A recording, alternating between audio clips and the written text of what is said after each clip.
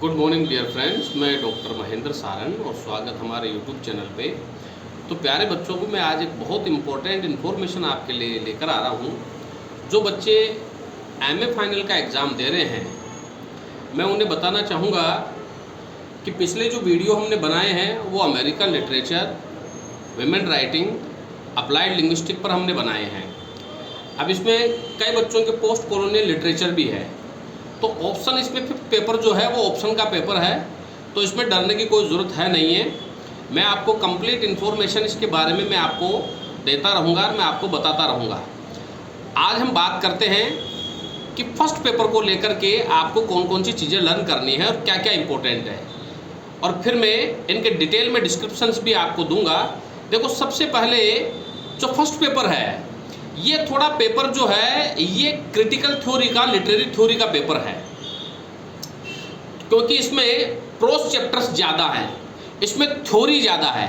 जैसे कि अगर हम सेक्शन की ए की बात करें तो इसमें तुम्हारे नाट्य शास्त्र है, इसमें अरस्तु का पोइटिक्स है, और इसमें ड्रामेटिक पोएसी है, और इसमें जॉन ड्राइडन का जो क्रिटिकल एप्रिसिएशन वाला क्वेश्चन है वो भी इसमें दिया गया है। सेक्शन बी में आपके एस.टी. कोलरिज का बायोग्राफी लिटरेरिया है, टी.एस. रिट का ट्रेडिशनल व इंडिविजुअल टैलेंट है, सलमान रुश्दी का इमेजिनरी होमलैंड है, और मुल्क राज आनंद का द एस्पेक्ट्स ऑफ नोवेल है। सेक्शन बी सी की अगर हम बात करें तो इसमें एलन साउल्टर और मूरी करीगर है।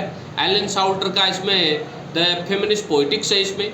तो ये वाला जो पेपर है थोड़ा लिटरेरी थ्योरी का पेपर है। तो अब इस पेपर को करना कैसे है?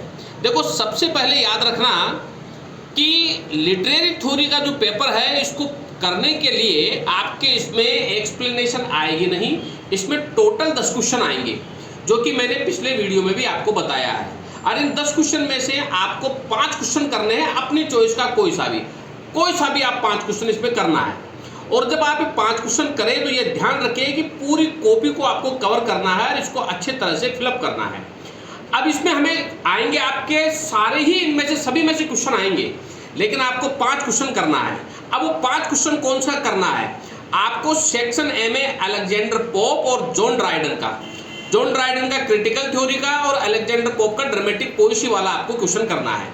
और आप अगर जॉन ड्राइडन को और अलेक्जेंडर पोप को पढ़ेंगे तो जॉन ड्राइडन और अलेक्जेंडर पोप की थ्योरी थोड़ा सा मिलती जुलती है, क्योंकि अगर आप नाट्य शास्त्र पढ़ने जाएंगे तो नाट्य शास्त्र में कई सारी विधाएं दी गई है और उसमें कई सारे संस्कृत के शब्द यूज किए गए हैं। अरस्तु का अगर आप पोइटिक्स देखेंगे तो उसमें कई सारे कंपेरिजन्स है और कई सारे राइटर्स की अलग अलग थ्योरी है।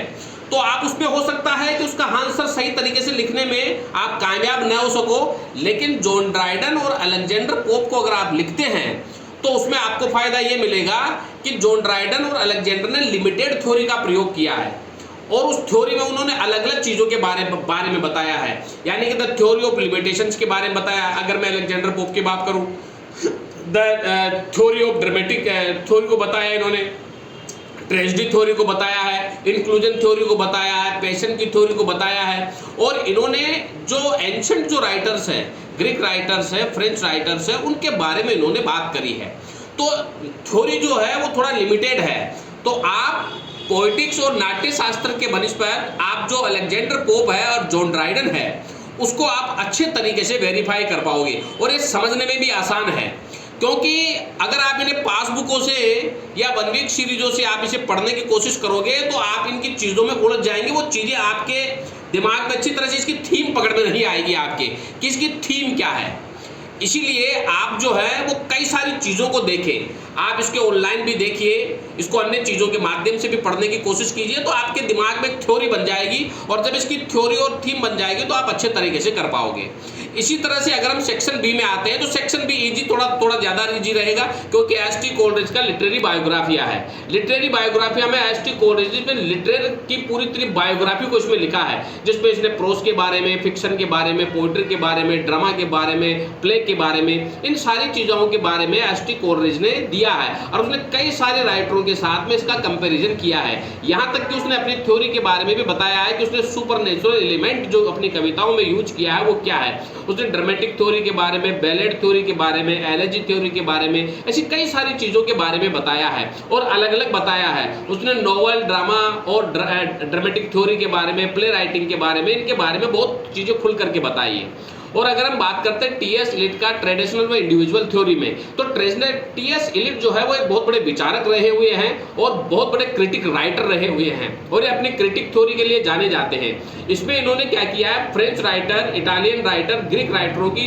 एक कंपैरिजन किया मॉडर्न राइटरों के साथ में। मॉडर्न को और ग्रीक राइटरों को मिलाकर के इन्होंने अपनी एक थ्योरी बनाई और उसने ये समझाने का प्रयास किया है कि किस तरह से मॉडर्न जो एंशिएंट राइटर, जो ग्रीक राइटर जो रहे हैं, उन्होंने किस प्रकार की लिटरेरी थ्योरी को बताया है, क्या चीजें उसमें यूनिवर्सल ट्रूथ था, उसमें बायोग्राफिकल थ्योरी थी, उसमें बाइबलिज्म था, उसमें जो एस्पेक्ट्स थे, जो लिटरेरी थ्योरी था वो सत्यता के आधार पर आधारित थी और उसमें ट्रू इमेजनरी थी, ट्रू ब्यूटी थी। लेकिन दिखावे की जो थ्योरी रही वो रही आपके मॉडर्न राइटर्स की। मॉडर्न राइटरों ने एंशिएंट राइटरों के एक तरह से खून को बेच करके पैसा कमाया है। तो उन्होंने इस तरह से एक थ्योरी को बताया और उन्होंने समझाने का प्रयास किया है कि कौन सी राइटिंग थ्योरी पर हमें विश्वास करना चाहिए, ट्रेडिशन पे करना चाहिए या इंडिविजुअल पे करना चाहिए।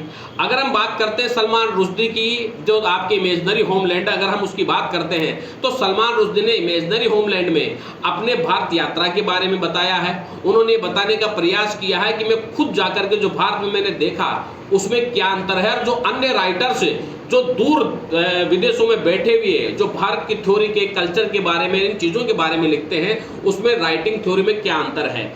यानी कि खुद जाकर के उस चीज़ों को देखने में, उन चीज़ों को परखने में क्या डिफरेंस है और बाहर बैठ करके हम किसी अखबार के माध्यम से, पत्रिका के माध्यम से, बुक के माध्यम से, क्रिएशन के माध्यम से उन्हें पढ़ करके किसी के बारे में थ्योरी बना लेना और उसके बारे में एक विचार बनाने में क्या अंतर है। तो उन्होंने उन सारी चीज़ों के बारे में सलमान रुश्दी ने बताया है। और हम एलन साउटर की अगर हम बात करते हैं टुवर्ड्स फेमिनिस्ट पोएटिक्स से, तो उसने महिला लेखिकाओं के डाउनवर्ड और अपवर्ड को बताने का प्रयास किया है कि महिलाओं की प्राचीन समय में क्या दशा थी, उनका क्या स्ट्रगल था और फिर किस प्रकार की चीजें उन्होंने अपनाई और किस प्रकार वो पुरुष लेखकों के साथ में कदम बढ़ाने लगी और फिर बाद में वो पुरुष लेखकों के बराबर आती है और फिर आकर के वह पब्लिशिंग क्षेत्र में अपना किस्मत आजमाती है। और आज वर्तमान समय में कोई भी डिफरेंस नहीं है मेल राइटरों में और फीमेल राइटरों में। तो देखो, लिटरेरी थ्योरी का जो पेपर है ये फर्स्ट पेपर है और इस पेपर के लिए आपको डिटेल में पढ़ना पड़ेगा। ये आप किसी पासबुक या 1 वीक सीरीज से तो आप बिल्कुल भी नहीं समझ सकते हैं। आप इसे विकिपीडिया के माध्यम से और कई सारे जो लिटरेरी एस्पेक्ट्स के जो थ्योरीज के जो चैनल्स हैं उनके माध्यम से सीख सकते हैं। लेकिन हाँ, आपको हम यहाँ से प्रिंटेड और क्लास रिटन हैंड नोट्स मैं आपको पूरा डिटेल में उपलब्ध कराऊंगा, जिसमें अरस्तु का पोइटिक्स भी होगा, नाट्य शास्त्र भी होगा, जॉन ड्राइडन का अलेक्जेंडर पोप की क्रिएशन भी होगी, एस.टी. कोलरिज भी होगा, एलन साउटर भी होगा, सलमान रुश्दी भी होगा और बहुत डिटेल में मिलेगा, जिससे आपको इस पेपर को न केवल समझने में बल्कि लिखने में भी आपको मजा आएगा। तो आप इस पेपर की तैयारी जो है, इस पेपर के करने से पहले आप इस पेपर के सारे डिटेल को जानें, उसके पॉइंट्स बनाएं और इसमें इस वाले पेपर में पॉइंट में भी पॉइंट बनेंगे। तो जो बच्चे एमए फाइनल की तैयारी कर रहे हैं वो फर्स्ट पेपर को डिटेल में पढ़ें।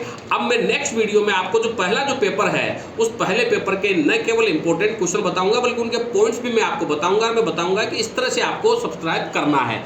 अगर किसी बच्चे को अगर नोट्स चाहिए तो वो नोट्स यहाँ से ले सकता है। मेरे फ़ोन नंबर है 9928669902 8963043837। Thank you very much dear friends, बहुत बहुत धन्यवाद।